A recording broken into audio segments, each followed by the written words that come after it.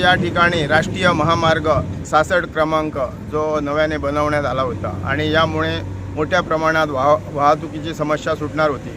मात्र हे निकृष्ट दर्जाचं काम कंत्राटदाराने केल्यामुळे मागच्या मे आणि जूनमध्ये जो पाऊस पडला त्या पावसाने या ठिकाणी जी मोठी दरड होती आणि संरक्षण भिंत ती कोसळून मुख्य रस्त्यावर राष्ट्रीय महामार्गावर आल्याने आणि सगळी माती आणि आणि दगड आल्याने हा रस्ता गेले 4 महिने झाले आजपर्यंत बंद आहे। या ठिकाणी काम आता युद्धपातळीवर सुरू आहे। अजूनही 2-3 महिने हे काम चालणार असं एकूण चित्र पाहिल्यानंतर दिसून येतं। मला या माध्यमातून विनंती करायची वाटते की पेडणे मतदारसंघाचे आमदार माननीय प्रवीण हल्लेकर, तसेच गोवा राज्याचे मुख्यमंत्री डॉक्टर प्रमोद सावंत आणि जे सार्वजनिक बांधकाम रस्ता विभाग खातं सांभाळतात डॉक्टर माननीय प्रमोद सावंत यांनी याकडे तातडीने लक्ष देऊन हा रस्ता जो वाहतुकीसाठी जो जुना रस्ता आहे त्यावरून वाहतूक करताना खूप कोंडमारा वाहतुकीचा होत आहे आणि मोठी अवजड वाहने या ठिकाणी नेताना ती चढणी असल्या कारणाने तिथून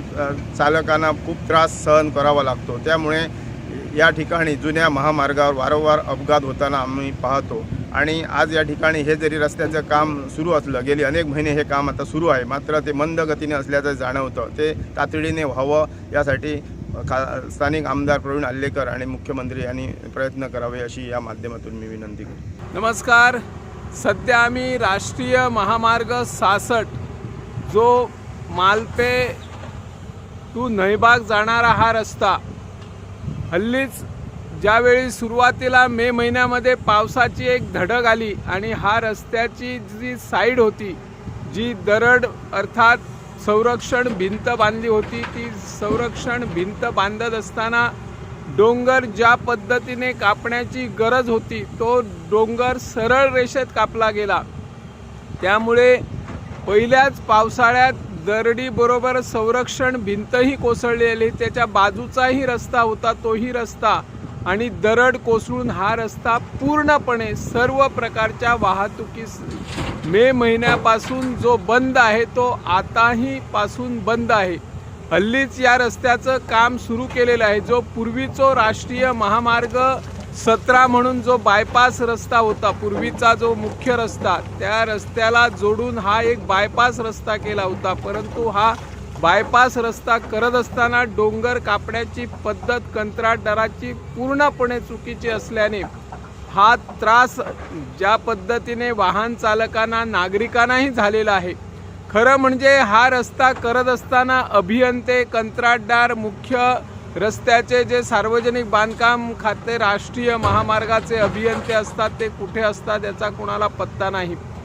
हा रस्ता MVR कंपनीला दिलेला आहे आणि या MVR कंपनीने कशा पद्धतीने धारगळ ते पत्रादेवीपर्यंतचा राष्ट्रीय महामार्ग वादग्रस्त स्थितीत केलेला आहे। या रस्त्यामुळे अनेक जणांचे बळी गेलेले आहेत, तरीही सरकारला अजून जाग आलेली नाही। सध्या हा रस्ता बायपास रस्ता पूर्णपणे बंद ठेवल्याने जो पूर्वीचा राष्ट्रीय महामार्ग 17 होता त्या रस्ता तो अरुंद आहे आणि त्या रस्त्यावरून वाहने जाताना किंवा वाहने चढावाला चढताना कशा पद्धतीचा वाहन चालकावर पेज असतो हे चित्रही आपण पाहत आहात।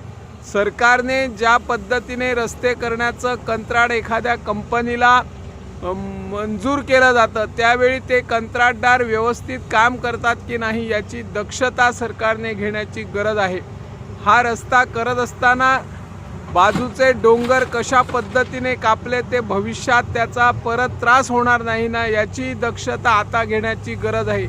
आज या डोंगर कापलेल्या बाजूला दुसऱ्या पद्धतीने डोंगर कापण्याचं सत्र सुरू आहे। ज्या पद्धतीने ही माती पूर्णपणे रस्त्यावर कोसळली होती ते उचलण्याचंही काम सध्या सुरू आहे, परंतु या रस्त्याचं नीटनेटकं काम कधी होईल हे सांगता येत नाही।